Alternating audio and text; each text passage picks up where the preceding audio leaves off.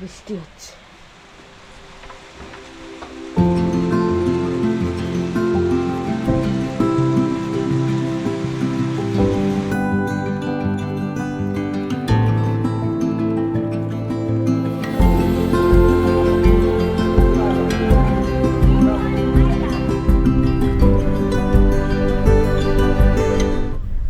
তাগদা থেকে আমরা ব্রেকফাস্ট করি, দার্জিলিংয়ের উদ্দেশ্যে রওনা হয়ে পড়ি।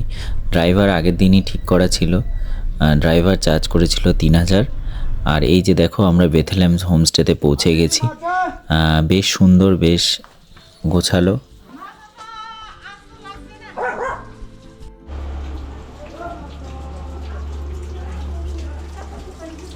ফাইনালি আমরা পৌঁছে গেলাম আমাদের দার্জিলিংয়ের হোমস্টেতে। আর হোমস্টেতে ঢোকার সময় ওখানকার যে ওনার, উনি কিন্তু আমাদের জন্যই ওয়েট করছিলেন। উনি কিন্তু ভীষণ মিষ্টি। আর আমাদের হোমস্টেটা আমরা নিয়েছিলাম দার্জিলিং ম্যাল থেকে একটুখানি দূরে, 2-3 কিলোমিটার মতো। কারণ ম্যালের ওপরে এত লোকজন, এত ক্রাউড থাকে, তো সেই জন্য আমরা প্রেফার করেছি একটু ডিস্টেন্সে নেবার এবং নিরিবিলিতে আমরা একটু শান্তশিষ্টভাবে পাহাড় দেখব সেই জন্য।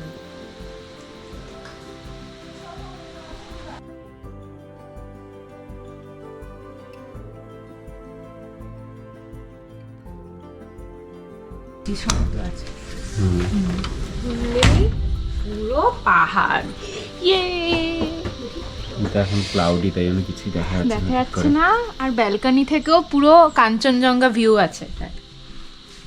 ব্যালকনি থেকে পুরো কাঞ্চনজঙ্ঘা ভিউ। এখানে দুটো, একটা লার্জ বেড রয়েছে আর একটা স্মল বেড রয়েছে, টেবিল রয়েছে সাথে, একটা ড্রেসিং টেবিল রয়েছে। আর এই যে বাথরুম, গিজার আছে বাথরুমে। আচ্ছা, এইটা দেখিয়ে দাও। নিজে ব্যালকনি থেকে, ব্যালকনি থেকেও সুন্দর ভিউ। এই দিকটা ভিউটা দেখো।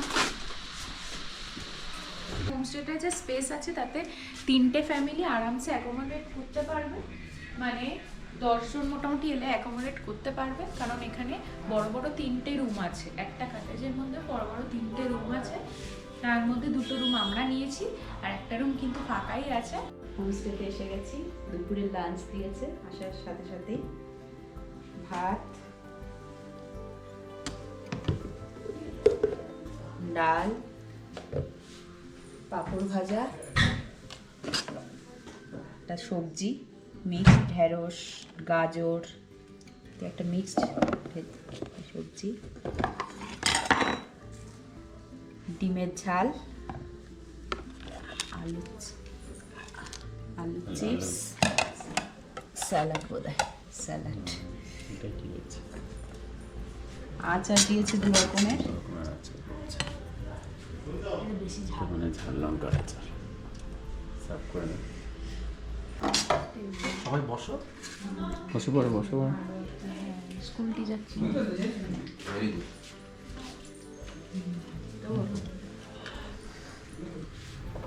আমরা ম্যালের উদ্দেশ্যে রওনা দিয়েছি। এইভাবে দেখাই দার্জিলিং এসে গেছি। খালি চোখ আরো ভালো লাগছে, হ্যাঁ, ক্যামেরায় ঠিক বোঝা যাচ্ছে না। কেমন ফিল হচ্ছে বলো?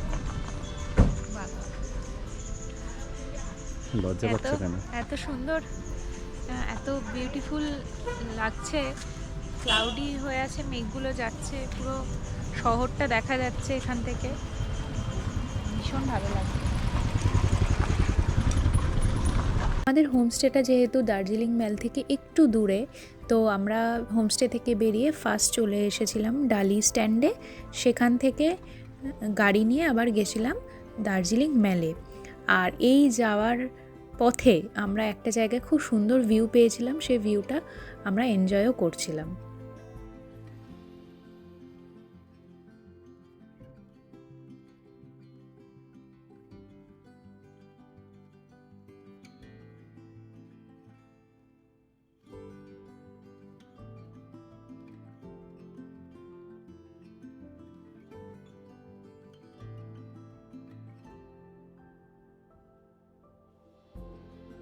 মেলে আসতেই মনে পড়ে গেল সেই ছোট্ট বয়সে আসা দার্জিলিং শহরটাকে। তখন এত কিছুই ছিল না, তো নতুন করে দার্জিলিং সেজে উঠেছে, অনেক কিছু নতুন নতুন দোকান হয়েছে, নতুন নতুন অনেক শপিং ডেস্টিনেশন।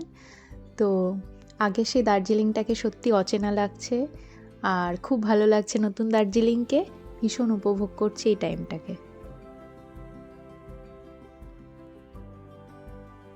আর এই সেই প্লেস যেখানে ছবি না তুললে হয়তো দার্জিলিং ঘোরাটাই অসম্পূর্ণ থেকে যাবে। তো আমরাও এখানে দাঁড়িয়ে কয়েকটা ছবি তুলে নিলাম।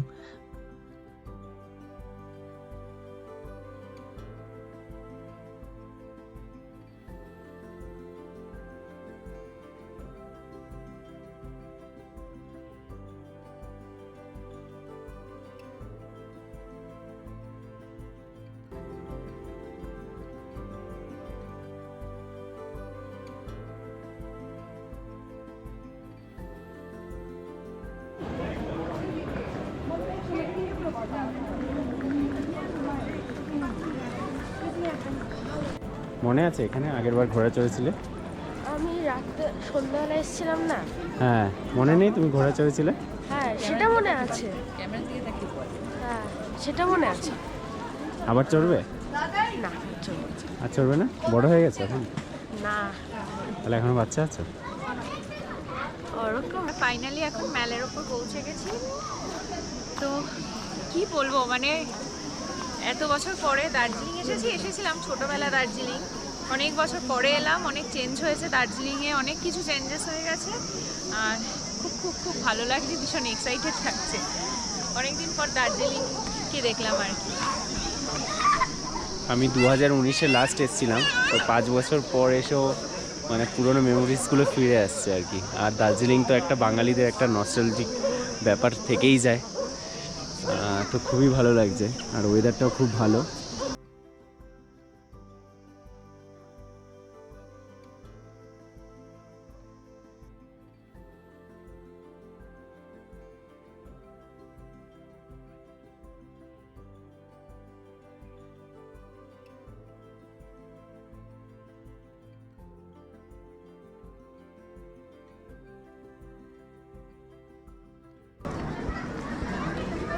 একটা ফটো তুলে নে। ছোটোবেলায় যখন দার্জিলিং মেলে এসেছিলাম তখন খুব বায়না করেছিলাম বলে বাবা আমায় ঘোড়া চড়িয়েছিল, আর আজকে এত বছর পরে আজকেও আমি খুব বায়না করেছি, তো আমার বর আমাকে ঘোড়া চড়াতে বাধ্য হলো। তো এই দুটো টাইম জোনের মধ্যে অনেকটা বছর পার হয়ে গেছে, কিন্তু এই দুটো মুহূর্ত আমার কাছে ভীষণ প্রেসিয়াস।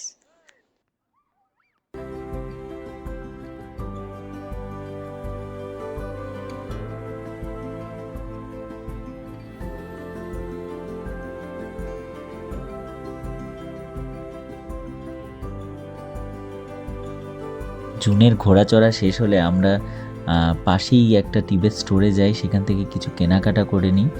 আর অলরেডি সন্ধে হয়ে যাচ্ছিল, তো আমরা মেলার আশেপাশেটা একটু ঘুরে দেখি, তারপরে একটা সামনেই মেলা হচ্ছে সেইখানে আমরা চলে যাই।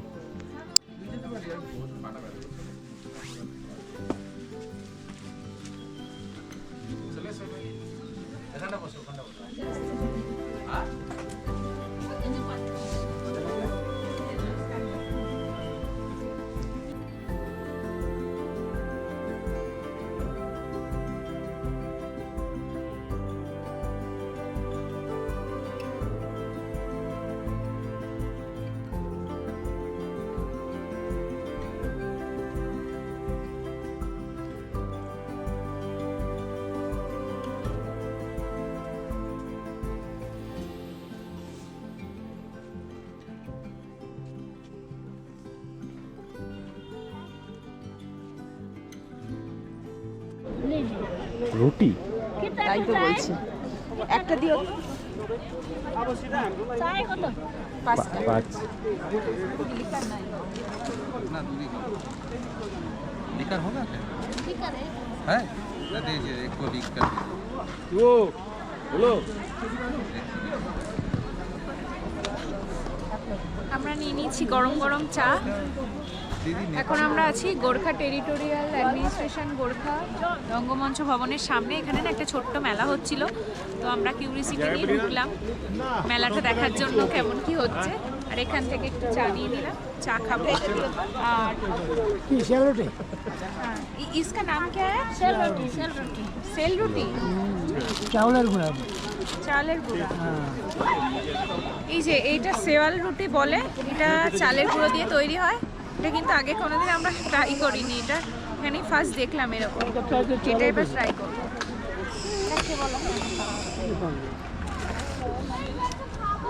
চাটা খুব ভালো করেছে।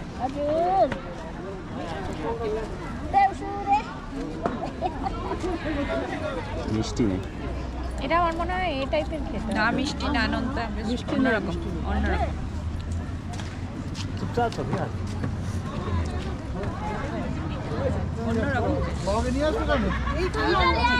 দেখতে জিলিপি নয়, বড় জিলিপি, একদম কম মিষ্টি, মালপোয়া মালপোয়া ব্যাপার আছে আবার এর মধ্যে, মিষ্টিটা খুব কম।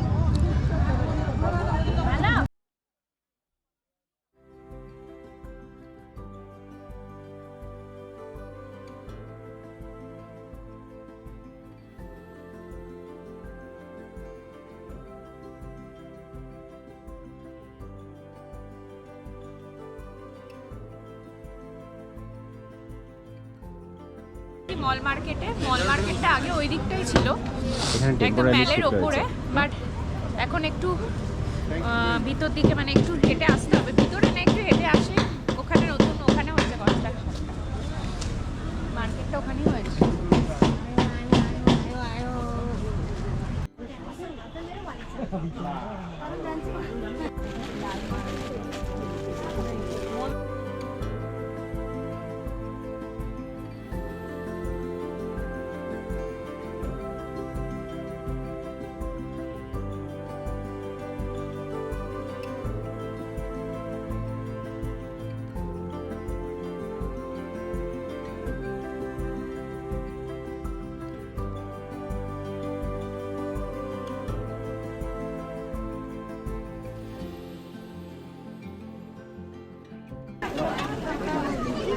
পর্ক চিলিটা খাই না, এক মিনিট পর্ক চিলি, এইটা পর্ক চিলি, হ্যাঁ এটা পক চিলি, এটা পর্ক চিলি খাই না, আচ্ছা, ঠিক পুরোটা আছে। খাচ্ছি।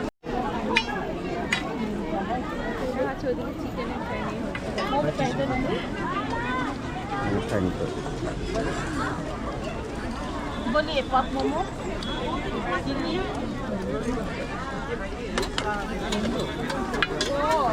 বয়েল করতে, হ্যাঁ বলিয়ে চিন্তা নেই। ঠিক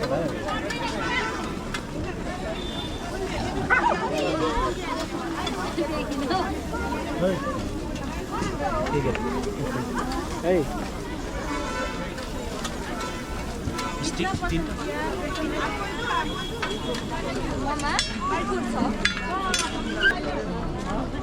एक प्लेट दे दो।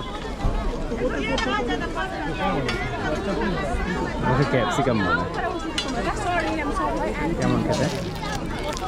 वही तो काट के बनाया ना।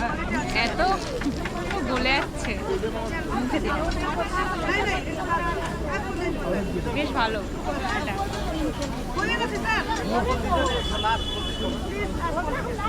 রাজা বাবা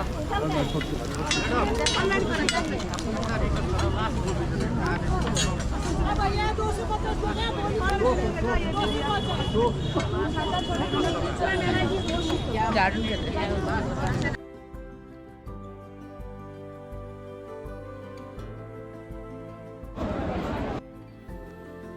এরপর আমরা আজকের মতো ম্যালকে গুড বাই বলে ফিরে আসলাম আমাদের হোমস্টেতে।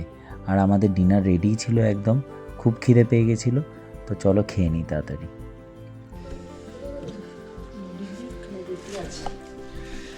জুয়ার চুল ভাত খাবে আর আমরা রুটি খাবো।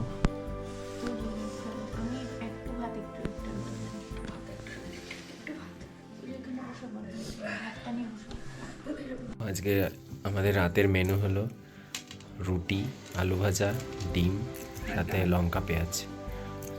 আজকের ভিডিওটা এখানে শেষ করলাম।